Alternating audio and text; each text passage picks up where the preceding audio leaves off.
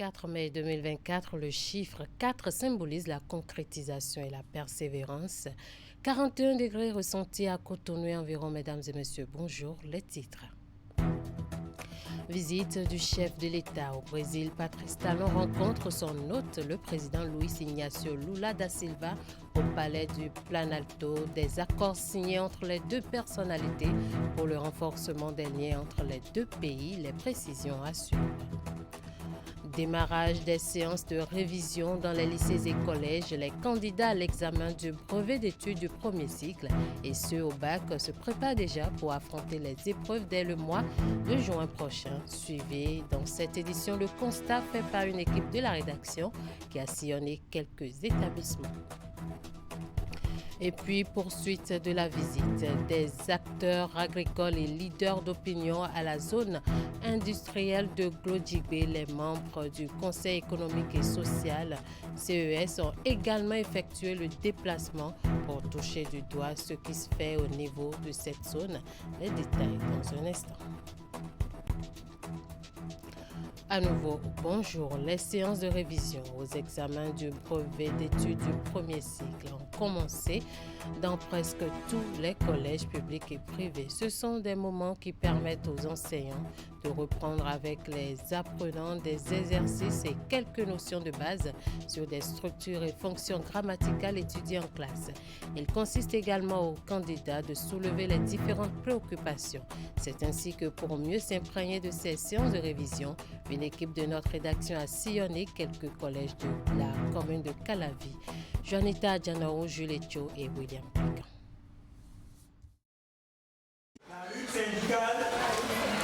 Les séances de révision pour l'examen du brevet d'études du premier cycle débutent au collège d'enseignement général d'Atrokokodji. Ces candidats à l'assaut de leur premier diplôme au secondaire suivent avec impatience leurs professeurs d'histoire et géographie qui revisitent les notions dispensées sur l'évolution du mouvement ouvrier au 19e et 20e siècle en Europe. Attentionnés au cours, ils répondent aisément aux différentes questions relatives aux conditions difficiles des ouvriers. Et des réformes pour l'amélioration des conditions de vie et de travail des séances qui ne concernent pas seulement l'histoire et la géographie. Elles s'intensifient aussi en espagnol et en mathématiques. Elle se passe très bien. Le professeur il nous explique bien ce qu'on ne comprend pas et il revient sur ces notions-là. Ce qu'on n'a pas encore maîtrisé, il revient sur ces notions. Et il nous explique bien le cours. C'est une séance qui se passe vraiment très bien. Du côté des futurs bacheliers au Collège d'enseignement général Le Plateau, les candidats de la série scientifique D reçoivent les dernières touches en anglais.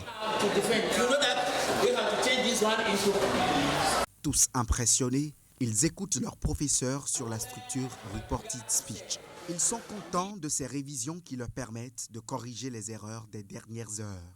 Pour vite assimiler les cours, d'abord je me débrouille pour comprendre le maximum de choses en classe. Ensuite, lorsque je rentre chez moi, je relis d'abord le cours qui a été fait pendant la journée et les zones d'ombre, je les note. Pour avoir de meilleurs rendements à ces examens, les enseignants développent diverses méthodologies et stratégies de travail selon les matières. Après la phrase en anglais, j'essaie de leur traduire ça en français pour qu'ils puissent voir ce que nous voulons et apporter les différents changements qu'il faut pour que la phrase soit bien reportée. Et d'abord, nous avons commencé par les conditions qui sont à la base des découvertes et inventions en Europe. Et par la suite, on a essayé de faire sortir quelques découvertes et inventions. Et nous avons aussi parlé des mouvements ouvriers, c'est-à-dire les mauvaises conditions de vie et de travail des ouvriers en Europe au 19e et 20e siècle. C'est une période où on leur donne la possibilité d'exprimer toutes leurs préoccupations et on apporte également les éléments de réponse qu'il faut. Nous avons lancé le bachotage, ça fait pratiquement une semaine. On a fini tous les programmes d'études et je crois que ça rassure. C'est toujours notre manière de préparer nos apprenants. 2 semaines déjà que ces moments de donner et de recevoir ont démarré dans la plupart des classes d'examen. Ces révisions vont durer environ 1 mois Avec les conseils de leurs professeurs, ces candidats rassurent de faire de meilleurs résultats à ces divers examens. Le président Patrice Talon, séjour au Brésil, a entamé sa visite officielle par une rencontre avec son hôte brésilien Luiz Inácio Lula da Silva au palais du Planalto le jeudi 23 mai 2024, du tête-à-tête entre les deux personnalités à la signature d'accords bilatéraux majeurs en passant par une séance de travail élargie aux deux délégations. Ce fut une matinée empreinte de solennité riche en retombées sur plusieurs plans et dans divers domaines. À l'issue de la rencontre entre les deux hautes personnalités, un communiqué conjoint a été émis pour marquer d'un sceau officiel les engagements pris réciproquement par les deux parties coopérantes. Segbana sert désormais de canal de passage des marchandises du port autonome de Cotonou à destination du Nigeria. Située à 726 km de Cotonou, cette ville frontalière sert désormais de contournement pour les importateurs et transporteurs nigériens, avec à la clé plusieurs avantages pour les deux pays. À ce sujet, Issa Salifou, député à l'Assemblée nationale, s'est prononcé. Suivez. Aujourd'hui, Kandi est sauvé. Kandi est sauvé et à travers Kandi, le Bénin sera sauvé. Parce que vous savez, depuis la fermeture de la frontière, les camions ne passent plus. Bon, le Nigeria a ouvert sa frontière au Bénin. Et ça, il faut remercier le président de la République qui a travaillé depuis des mois avec son ministre des Finances et le ministre des Affaires étrangères. Je les ai vus faire, parce qu'à chaque fois, moi, il m'associe pour que ça puisse aboutir. J'ai vu vraiment comment le président s'est battu pour qu'aujourd'hui, le Nigeria nous accorde. C'est pour la première fois que le Bénin a ça. À partir de Segbana, ils vont dédouaner les machines et les machines vont rentrer directement. Je dois vous dire que par le passé, sur 1000 camions de marchandises qui vont au Niger, 990 retournent pour aller au Nigeria. La plupart de ces marchandises appartiennent aux Nigériens. Donc aujourd'hui, avec le dynamisme de notre président de la République, de son ministre des Finances et du ministre des Affaires étrangères, parce que nous aussi, on a la chance, le Bénin a la chance, ils vont régler définitivement ce problème de notre port. Le port maintenant va tourner en plein régime. Et tout ça va passer par Kandi. C'est-à-dire de Kandi à Zamia. Donc les jeunes de Kandi auront du boulot, les transporteurs de Kandi auront du boulot. Vous avez vu, le directeur du port est ici, le directeur de la douane est ici, tout le monde est ici. Je crois que dans la semaine qui va suivre, vous allez voir comment les camions vont commencer à passer. Un mot en santé, l'atelier de partage d'expériences sur l'introduction et le déploiement de vaccins antipaludiques en Afrique a connu son épilogue dans la soirée de ce jeudi 23 mai 2024, organisée par l'Organisation mondiale de la santé. Ces assises avaient pour but de permettre aux participants venus de plusieurs pays d'Afrique d'échanger sur les stratégies à adopter pour une introduction réussie des vaccins antipaludiques en Afrique. Je vous invite à suivre les impressions de quelques participants à la fin des travaux. Les objectifs ont été atteints. On a eu 5 pays qui ont été invités pour apprendre des leçons d'autres pays. Il y a eu un grand partage. On a eu une super visite de terrain pour vraiment voir sur place comment les activités de la vaccination s'organisent. Et puis on a été impressionnés par l'état d'avancement dans le pays. Et on a vraiment partagé les leçons et aussi des choses qui ne vont pas si bien. Comme ça, on peut apprendre pour la suite. Il y a des défis qui sont en rapport avec la communication, la gestion des fausses informations, des rumeurs qui tournent autour de la vaccination. Il y a les défis en rapport avec le système d'information, les données qui remontent, comment nous les gérons pour pouvoir convaincre sur l'efficacité, sur l'utilité du vaccin et bien entendu des défis logistiques. Est-ce que nous avons suffisamment d'équipements, de moyens pour pouvoir faire face à ce vaccin qui est en train de rentrer? Déjà, les approches de solutions, c'est d'avoir des plans de communication bien adaptés au contexte de chaque pays et donc de pouvoir d'élaborer des plans solides pour pouvoir faire face aux rumeurs, d'avoir une communication transparente à l'endroit de la population, d'avoir une communication la plus complète possible sur le vaccin et de pouvoir vraiment ne pas être rigide sur les éléments de communication pour faciliter l'adhésion à la vaccination. Le rôle de l'UNICEF a été vraiment global, aux côtés des autres partenaires, en appui au ministère de la Santé particulièrement.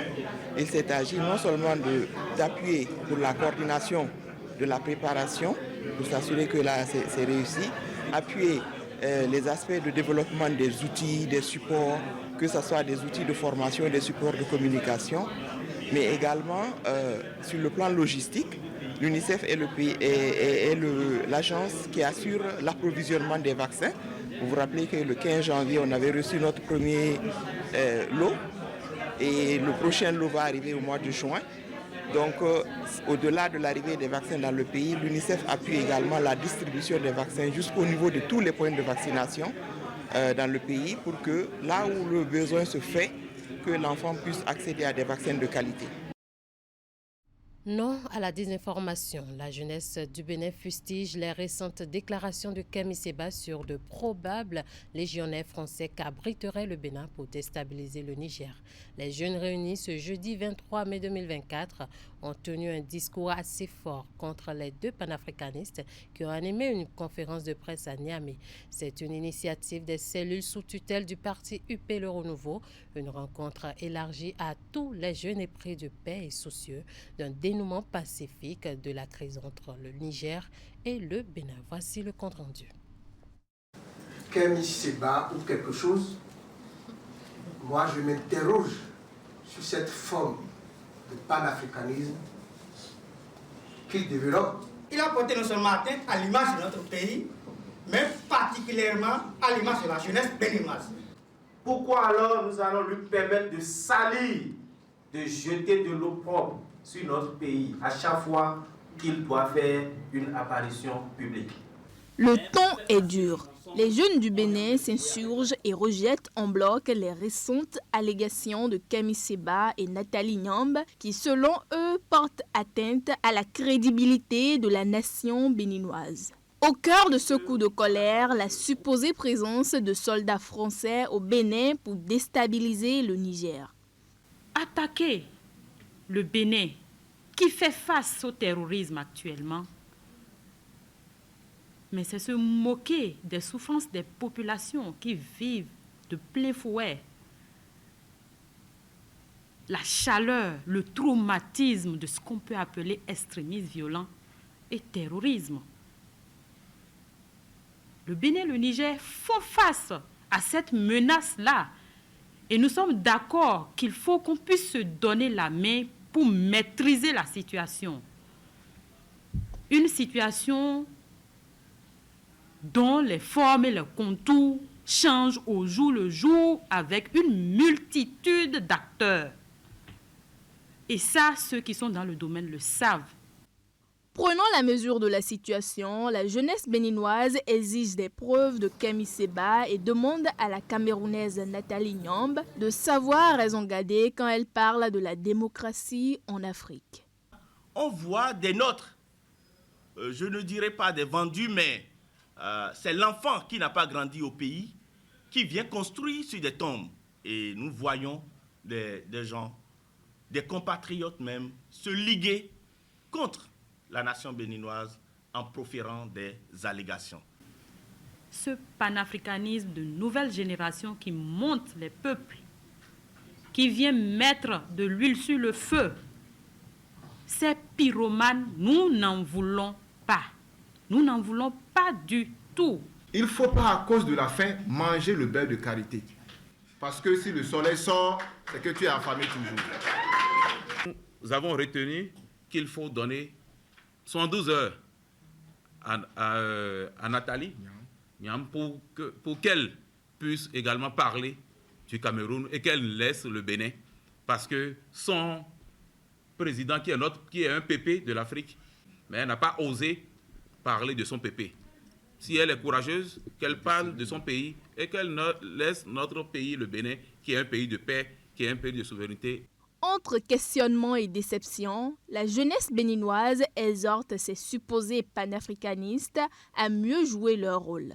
Il est également demandé à l'État béninois de prendre ses dispositions pour faire restaurer la crédibilité de son image. Je le disais dans les titres, les visiteurs continuent d'affluer à la zone économique et industrielle de Glodjigbe. Mercredi dernier, c'était au tour des membres du Conseil économique et social de s'offrir une immersion sur le site. Pendant plusieurs heures, les conseillers ont eu droit à une découverte théorique et pratique de la GDZ au nombre des unités industrielles visitées, celles de production textile et celles de transformation du coton et de la noix de cajou. Hugues Vingbe, Moufid Sagbo.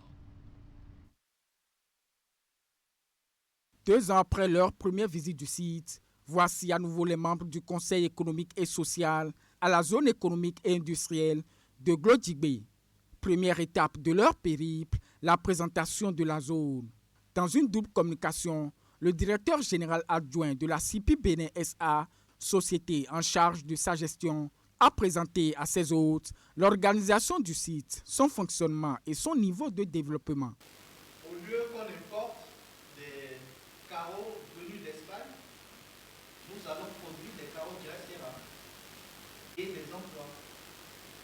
Et c'est ça la vocation de la zone, donc de développer des industries de production, de fabrication. S'en est suivi l'étape de la découverte des industries opérationnelles à la GDZ.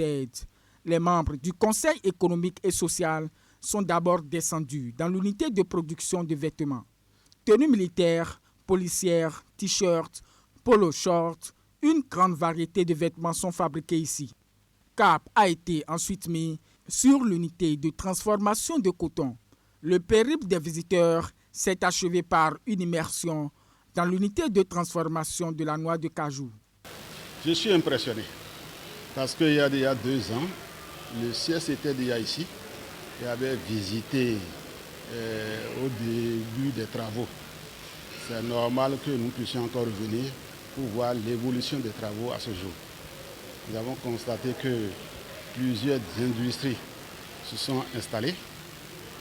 Et ce qui m'a surtout marqué, c'est la présence de plusieurs employeurs. La présence également de plusieurs agents. Ça veut dire que ça a créé de l'emploi. Cela veut dire que l'industrie a effectivement démarré et que notre pays est en train de changer. C'est normal que lorsqu'il y a création d'emplois et qu'il y a industrie quelque part, que le siège soit là. Parce qu'il ne suffit seulement pas d'entendre, d'écouter ce qui se dit, mais il faut nécessairement être sur le terrain pour voir de ses propres yeux, écouter les problèmes et se retirer et prendre ces problèmes-là pour en faire des autosaisines et pouvoir faire des recommandations pour attirer l'attention du gouvernement et de l'Assemblée nationale. La zone économique et industrielle de Glodjigbe s'étend sur 1640 hectares. Elle emploie actuellement 12 000 jeunes béninois et ambitionne de créer 300 000 emplois directs à l'horizon 2030. Les camions gros porteurs qui desservent l'intérieur du Bénin et les autres pays du Nord n'auront plus beaucoup d'efforts à faire. Les opérations réglementaires de pesage vont se passer plus vite qu'auparavant. Un poste de pesage à la sortie nord de Cotonou a été inauguré dans la commune d'Abomey-Calavi le jeudi 23 mai pour les servir à Siongo-Kanya-Siongo. Elvis Tonoukouen. Le premier poste à pesage de camions gros porteurs en direction des pays de l'Interland vient d'être inauguré à Kassato. La gestion du poste à pesage est assurée par la société GP Trans qui offre de très jolies infrastructures aux importateurs béninois, burkinabés, maliens et d'autres. Nous avions quand même réussi à nous mettre en partenariat avec le port autonome de Cotonou en créant ce site que vous voyez. Ce site, nous avions débuté les travaux le 17 novembre 2023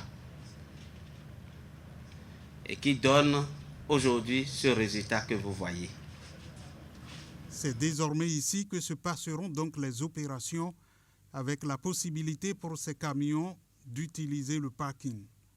Le site s'étend sur 2 hectares et offre un merveilleux cadre aux usagers, ce qui, aux yeux des autorités communales et des élus du peuple, constitue des efforts louables. Les présentes infrastructures rehaussent aussi l'image de notre commune et fait monter Abomey-Calavi au rang des villes modernes. Car le parking gros porteur offre des modalités nouvelles de stationnement et les travaux de ce type sont également d'une envergure commune et en conséquence coûteux. Je voudrais dire à notre frère et ami Patrice Alakpator ce matin combien nous sommes fiers de lui et le félicitons pour tout ce qu'il fait pour permettre de contribuer au renforcement de l'économie à travers le paiement des impôts. Donc il va contribuer aux caisses de l'État. Nous espérons qu'il sera bon citoyen, bon contributeur. Avec l'inauguration du poste à pesage, ce sont des emplois qui sont créés. Nous avions créé plus d'une centaine d'emplois directs et une multitude d'emplois indirects. Le directeur général de GP Trans, Patrice Alakpator, exprime sa gratitude à l'endroit du gouvernement qui a permis la construction. Aussi, loue-t-il les bénédictions divines pour la réalisation de l'œuvre. La phase départementale du championnat national scolaire a démarré dans la Takora en fin de week-end écoulé. Tout comme dans les autres départements du pays, les équipes qualifiées à l'issue de la phase communale doivent rivaliser d'endurance et de talent une semaine durant pour se qualifier à la phase nationale. Dans la Takora, c'est le directeur départemental des sports et le maire de Nati Tengou qui ont officiellement donné le top au lycée des jeunes filles de la cité de Nanto. Alassane Arouna. Après la phase communale de l'édition 4 du championnat national scolaire qui s'est tenue du 20 avril au 4 mai 2024, voici les équipes qualifiées pour l'étape départementale dans la Takora en pleine compétition sur cette terre de jeu de handball du lycée des jeunes filles de Nati Tengou. L'équipe féminine du CG Bukumbe, tout de jaune vertu, face à celle de Tukuntuna en jaune-bleu rayé. Donnant le top de cette phase départementale du championnat scolaire, le directeur départemental des sports à Takora exhorte les jeunes athlètes au fair play. Aux enfants, je vais leur demander de jouer vraiment le ballon, de ne pas chercher à se blesser, d'avoir le fair play pour qu'au terme de ce championnat phase départementale, qu'on n'ait pas beaucoup de casse ou qu'on n'ait pas même de casse. Qu'on ait zéro casse. À quelques encablures des handballeuses, les basketteuses de Bukumbe en jaune face à celles de Tukuntuna en bleu. L'autorité communale se réjouit du choix porté sur sa ville pour abriter l'événement. C'est grâce à ces compétitions que nous pouvons découvrir les talents et qui puissent représenter notre pays au-delà du continent. Et c'est une joie pour moi que notre commune, la commune de Nantengou, soit choisie pour faire ce lancement. Après les deux confrontations au handball et au basket, la compétition s'est poursuivie dans l'après-midi autour du puits rond sur cette pelouse du stade omnisport de Nati Tengou. À l'affiche, l'équipe masculine de Corinthia en rose opposée à celle de Tukuntuna en jaune. Score final, 0 but partout. Nous allons jouer contre Tukuntuna. Premier mi-temps 0-0, second mi-temps 0-0. Nous avons fait 0-0 sur le match. Le match passé aussi 0-0. Bon, nous voyons que ce jeu, nous avons envie d'aller vers la finale. Dans la Takora, 3 poules ont été constitués pour cette phase départementale. Celui des 2 capés regroupant les collèges de Kérou, de Kwandé et de Péenko. Celui de la Pendiari composé de Tangueta, Materi et Kobli. Et le dernier poule, la Montagne, constitué de Nati Tengou, Bukumbe et Tukuntuna. Durant une semaine, ces jeunes athlètes des deux sexes doivent rivaliser d'ardeur et de talent pour se qualifier pour la phase nationale dans les disciplines telles le handball féminin, le volleyball masculin, le basketball masculin et féminin, le football masculin et féminin et l'athlétisme.